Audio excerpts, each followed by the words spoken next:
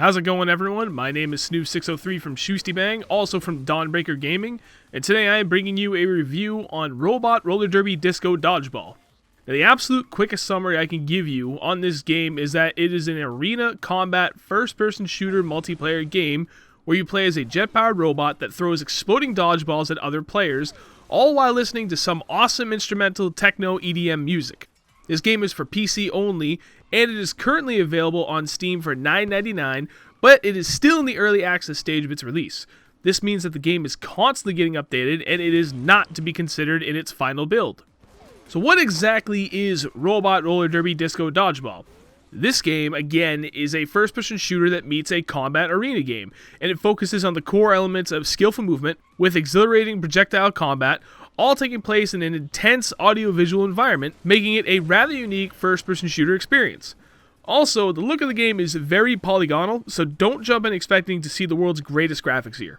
To put it simply, it's fairly similar to other first-person shooters out there, except that it's moderately fast-paced, and you're a robot that drives around shooting exploding balls instead of bullets, which is actually way cooler and very refreshing compared to the overdone modern shooter that has overrun the FPS market in recent years, and I say that with a mix of humor and a certain level of seriousness.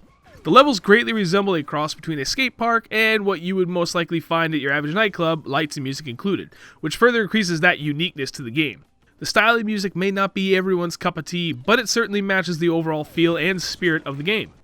As far as the shooting mechanics go, shooting dodgeballs in this game is actually kind of similar to sniping in Battlefield 3 or 4 if you have ever played either of those games.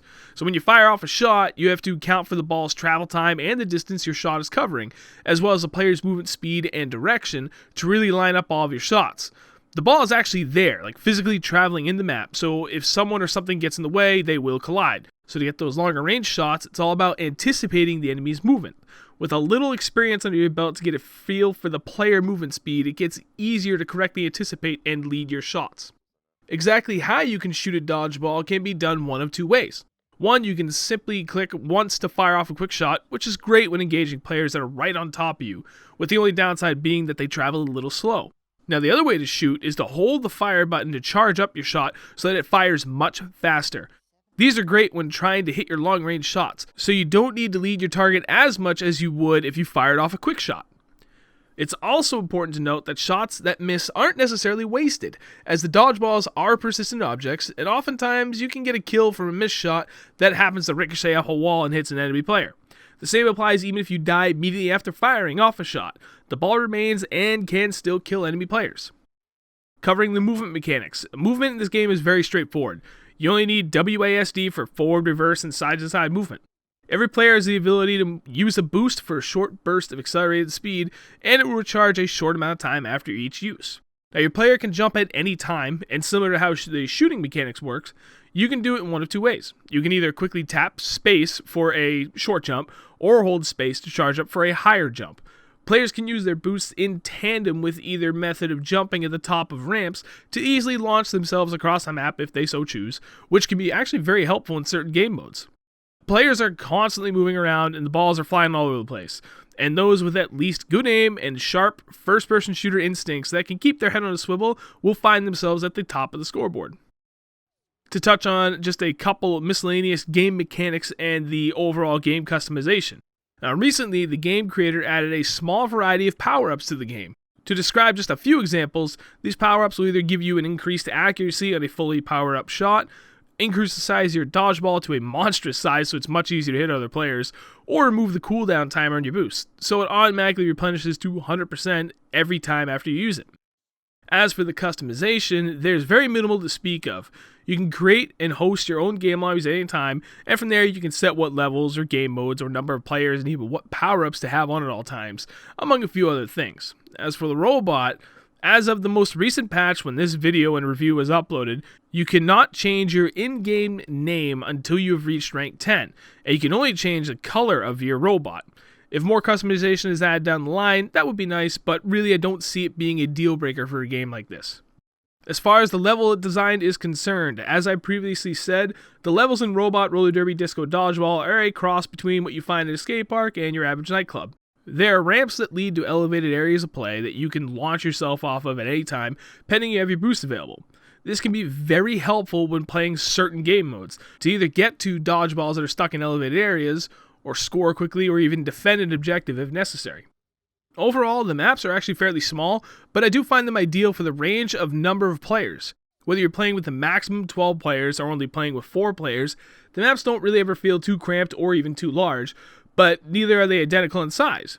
Where one may be the smallest with the least amount of ramps or cover available, another is large with a lot of ramps and cover, and even offers a good amount of vertical play area as well. The variety in the map design is pretty good, although not exactly what you would consider overly unique in a groundbreaking sense. But then again, this is an inexpensive, simple indie game, so it's not exactly something you would expect either.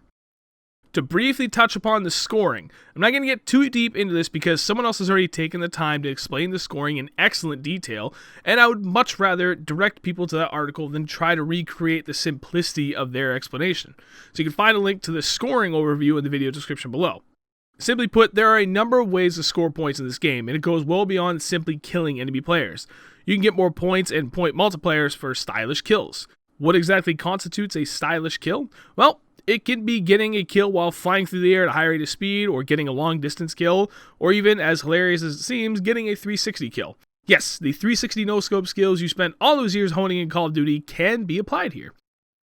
As for game modes, this is one of the things I really love about Robot, Roller Derby, Disco, Dodgeball, is that overall it's a very simple and straightforward game, which makes it a lot of fun, but on top of that, it also offers a lot of good variety in the game modes that can keep every kind of player happy.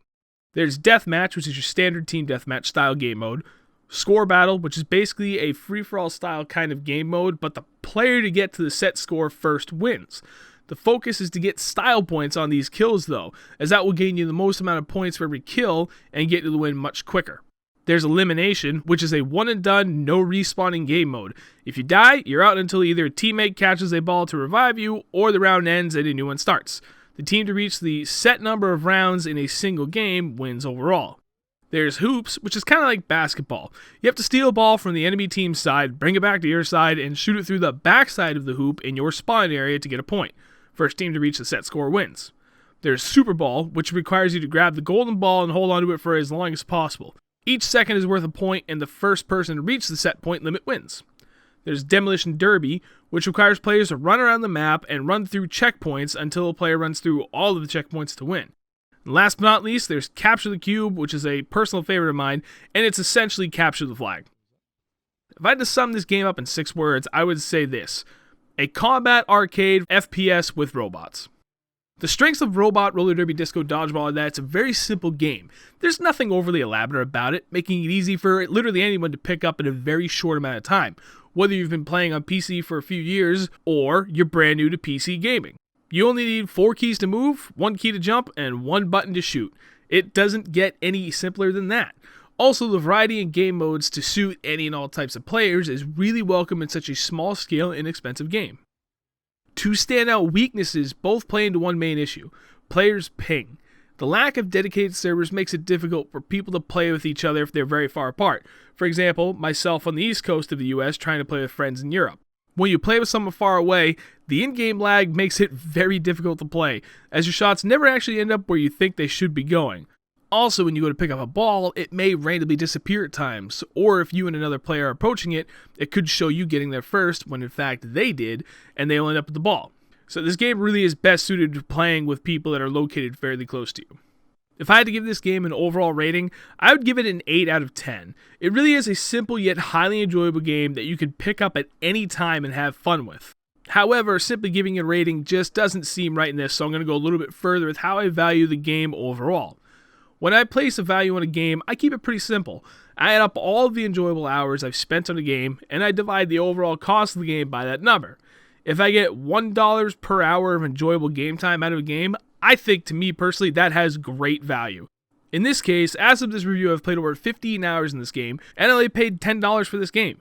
I've paid 66 cents per hour of highly enjoyable game time on this game, and that, to me, makes it an incredibly good value. It's not a game that I would want to sit down and spend playing for 45 hours straight in a single session, but it is something I can play here and there every night when I want to wind down from playing any other more stressful game, and that to me just adds more value to the overall value of the game. I highly recommend Robot Roller Derby Disco Dodgeball if you do have a PC and you're looking for a cheap, incredibly fun, unique game to play with friends from time to time. That's going to wrap up this review. Thank you guys for watching. I'd appreciate it if you would take a moment to go over to dawnbreakergaming.com. There's a link down below in the description.